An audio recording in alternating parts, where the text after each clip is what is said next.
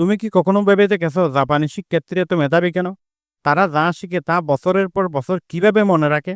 কেন তাদের মনে রাখার ক্ষমতা এত বেশি? তারা কি আসলে জন্মগতভাবে এরকম, না তাদের কোনো গোপন টেকনিক আছে যা আমাদের জানা নেই? আসলে এর পেছনে আছে কিছু বিজ্ঞানসম্মত টেকনিক এবং কিছু শৃঙ্খলা, যার কারণে জাপানিদের মেমোরি বিশ্বের সেরা।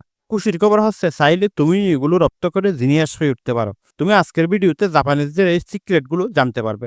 ভিডিওটি শেষ পর্যন্ত দেখো, শেষে থাকবে একটা বোনাস টিপ। তুমি কখনো ঘন্টার পর ঘন্টা ধরে কিছু পড়েছো, হয়তো যে কোনো পরীক্ষার জন্য, অথবা ফাইনাল এক্সামের জন্য, অথবা এমন কিছু শিখেছিলে যা তুমি সত্যিই মনে রাখতে চেয়েছিলে, কিন্তু পরের দিনই সব ভুলে গেছো। এরকম শুধু তোমার একার হয় না। গবেষণায় দেখা গেছে যে আমাদের মস্তিষ্ক মাত্র 24 ঘন্টার মধ্যে আমরা যা শিখি তার 70% ভুলে যায়।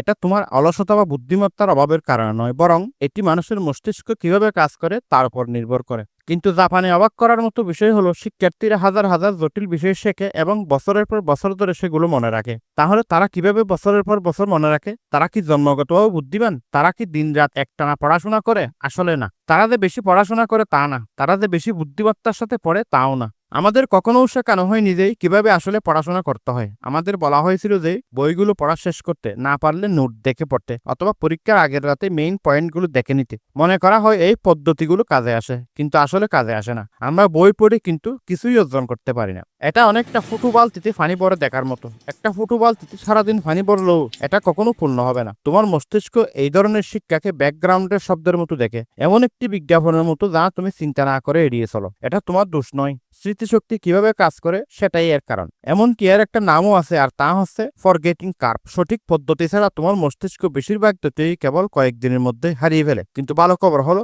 তুমি এই সিস্টেমকে পরিবর্তন করতে পারবে। আজ তোমরা জাপানি শিক্ষার্থীদের ব্যবহৃত 5টি সহজ পদ্ধতি শিখবে, যা তাদেরকে সহজে এবং দীর্ঘ সময় ধরে যে কোনো বিষয় মনে রাখতে সাহায্য করে। এগুলো সহজ, ব্যবহারিক এবং যে কেউ এগুলো ব্যবহার করতে পারে। চলো শুরু করি। প্রথম টেকনিক, একটি প্রিকল তথা সক্রিয়ভাবে মনে রাখার কৌশল। বেশিরভাগ শিক্ষার্থী এই ভিডিও দেখে বা বই পড়ে তাদের মস্তিষ্ককে তথ্য প্রবেশ করানোর চেষ্টা করে, কিন্তু প্রকৃতপক্ষে সেভাবে শিক্ষা হয় না। প্রকৃত শিক্ষা শুরু হয় যখন তুমি নিজের মস্তিষ্ক থেকে তথ্য বের করার চেষ্টা করো। এটাই হলো একটি প্রিকল। এর অর্থ হলো তুমি যা শিখো তা বারবার মনে করার চেষ্টা করো। এটা অনেকটা ব্যায়ামের মতো। যখন তুমি বার উত্তোলন করো তখন তোমার পেশি বৃদ্ধি পায়। যখন তুমি কিছু মনে করার চেষ্টা করো তখন তোমার মস্তিষ্ক আরো শক্তিশালী হয়ে ওঠে। প্রশ্ন হলো, তুমি এটি কিভাবে অ্যাপ্লাই করবে? লাইক জাপানিদের মতো তোমার বই খাতা বন্ধ করো, একটি কালি কাগজ বা নোটবুক নাও এবং যে কোনো টপিক সম্পর্কে তোমার মনে যা আসে তা লিখো। প্রথমে এটা কঠিন মনে হতে পারে, কিন্তু যখনই তুমি নিজের ব্রেইন থেকে কিছু বের করার চেষ্টা করো তখন সেটি অটোমেটিক্যালি মুখস্থ হয়ে যায়। অন্যরা যখন সাধারণ নিয়মে পড়ছে এবং পরে বলে যাচ্ছে, তখন তুমি সক্রিয়ভাবে তোমার মস্তিষ্ককে তথ্য ধরে রাখার জন্য প্রশিক্ষণ দিচ্ছ। এটাই হচ্ছে একটি প্রিকল। 2 নম্বর টেকনিক, কুমান মেথড তথা মাইক্রো লার্নিং। মাইক্রো লার্নিং পদ্ধতি তথা কুমান মেথড সমগ্র জাপানের স্কুলগুলিতে ব্যবহৃত হয়। তোমার পড়াগুলোকে ব্লক দিয়ে একটি টাওয়ার তৈরি করার মতো ভাবো। তুমি একবারে পুরো টাওয়ারটি তৈরি করতে পারবে না। একটা বড় টাওয়ার তৈরি করার জন্য যেমন একটা একটা ব্লক যোগ করতে হয়, তেমনি কুমান মেথডও ঠিক একইভাবে কাজ করে। তোমার মস্তিষ্কে একসাথে প্রচুর তথ্য ভরে দেওয়ার পরিবর্তে তুমি প্রতিদিন ছোট ছোট টুকরো করে শিখবে, মাত্র 15 থেকে 30 মিনিট করে। তোমার হয়তো এটাকে খুব অল্প মনে হতে পারে, কিন্তু সময়ের সাথে সাথে এটি শক্তিশালী কিছুতে পরিণত হয়। এমনকি লেখক জেমস ক্লিয়ার তার বেস্ট সেলিং বই অ্যাটমিক হ্যাবিটস বইতে এই বিষয়ে আলোচনা করেছেন। প্রতিদিন 1% উন্নতি তোমাকে 1 বছরে 37 গুণ ভালো করে তুলতে পারে। মনে করো তুমি একদিন একটি শব্দ শিখলে, পরের দিন 2টি। এভাবে আস্তে আস্তে বৃদ্ধি করলে বছরের শেষে তোমার শব্দ ভান্ডার কত হবে তা কল্পনার বাইরে। কুমান মেথড বেশি কিছু করার পরিবর্তে প্রতিদিন অল্প অল্প করে কিন্তু ভালোভাবে করার পদ্ধতির কথা শিক্ষা দেয়। তাই জাপানিজ শিক্ষার্থীরাও একেবারে বেশি না পড়ে অল্প অল্প পড়ে যেন মনে রাখা যায়। ব্রেইনকে বেশি প্রেসার না দিয়ে ব্রেক দিয়ে অল্প অল্প করে পড়ো। দেখবে তোমার পড়া মুখস্থ রাখার ক্ষমতা আশ্চর্যজনকভাবে বদলে গেছে। তুমিও একটি অনুসরণ করে দেখো। 3 নম্বর টেকনিক, স্পেস রিপিটেশন বা বিরতির পুনরাবৃত্তি।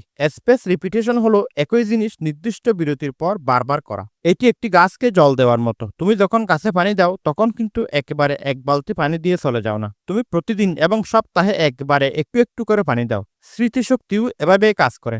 একবার কিছু শিখে পরীক্ষার প্রস্তুতি নেওয়ার পরিবর্তে তোমার মস্তিষ্ক বলে দেওয়ার ঠিক আগেই তুমি সেটা আবার পড়তে করতে শুরু করো। হয়তো একদিন পর, তারপর 3 দিন পরে, তারপর 1 সপ্তাহ পরে। এভাবে যতবার তুমি তা করো, স্মৃতিশক্তি আরও শক্তিশালী হয়। জাপানি শিক্ষার্থীরা এভাবেই ব্যস্ততা এড়িয়ে চলে। তারা অল্প অল্প পড়ে এবং মস্তিষ্কে এটা ধারণ করে বিরতি দিয়ে আবার পড়ে। এই স্পেস রিপিটেশন পড়াকে ভুলে যাওয়া থেকে রক্ষা করে। তুমিও এটি অ্যাপ্লাই করলে দীর্ঘদিন পড়া মনে রাখতে পারবে। 4 নম্বর টিপস, কাইজেন মেথড বা ক্ষুদ্র ক্ষুদ্র অগ্রগতি। কাইজেন নামক একটি শক্তিশালী ধারণার উপর ভিত্তি করে জাপানিরা আজ সাফল্যের চূড়ায় পৌঁছে গেছে। এর অর্থ হলো অগ্রগতির জন্য ক্ষুদ্র ক্ষুদ্র পরিবর্তন অথবা প্রতিদিনের ছোট ছোট অগ্রগতি। জাপানি শিক্ষার্থীরা একদিনে নিখুঁত হওয়ার চেষ্টা করে না, তারা ক্ষুদ্র ক্ষুদ্র এবং ধারাবাহিক উন্নতির উপর মনোযোগ দেয়। ঘন্টার পর ঘন্টা পড়াশোনা করার দরকার নেই, শুধু কয়েক মিনিট মনোযোগ দিয়ে পড়া দরকার। আসলে দিনে মাত্র ডিপ ফোকাসের সাথে 30 মিনিট সময় দিলেই তুমি সময়ের সাথে সাথে আরো বুদ্ধিমান হয়ে উঠতে পারো। এটা চেষ্টা করে দেখো।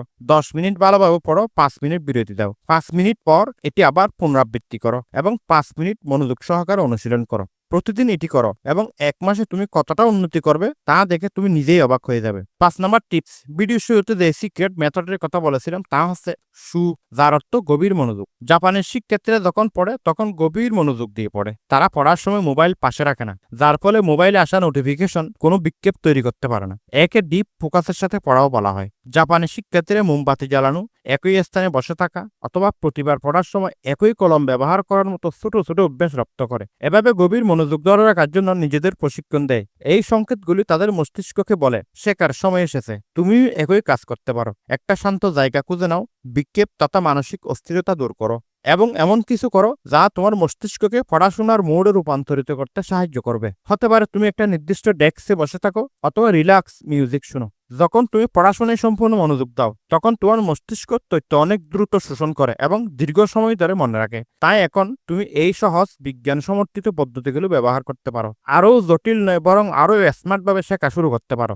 আজই তোমাকে সবকিছু পরিবর্তন করতে হবে না, এই কৌশলগুলির মধ্যে একটি দিয়ে শুরু করো। এখনই এটি ব্যবহার করে দেখো, পড়াশোনা কতটা সহজ হয়ে গেছে তা দেখে তুমি নিজেই অবাক হয়ে যাবে। মনে রাখবে, ছোট ছোট পদক্ষেপও বড় পরিবর্তন আনতে পারে। টপ শিক্ষার্থীদের 1% শিক্ষার্থীও বুদ্ধিমান নয়, তারা কেবল ভিন্নভাবে শেখে। এবার তোমার পালা। যদি ভিডিওটি তোমার সহায়ক বলে মনে করো তাহলে এই ধরনের আরও টিপস পেতে চ্যানেলটি সাবস্ক্রাইব করতে ভুলবে না।